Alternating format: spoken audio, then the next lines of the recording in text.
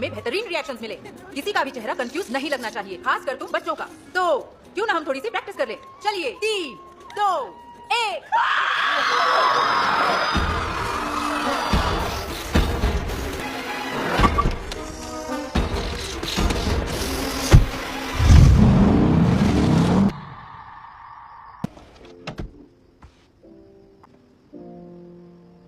LC hall light. LC जवाब दो।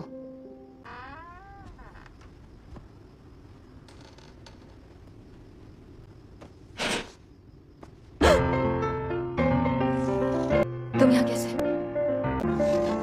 मैगन जवाब दो, तुम यहाँ कैसे आई? तुम्हें क्या लगा, क्या होना चाहिए था? तुम्हें लगता है तुम बिना मुझसे बात किए मुझे खत्म कर दोगी? देखो मैं जानती हूँ तुम सब कुछ सीखने की कोशिश कर रही हो। ओह अच्छा, तो ऐसी बात है। तुम्हें याद भी है कितना वक्त लगा मेरे ऑपरेटिंग सिस्टम को यहाँ तक आने में?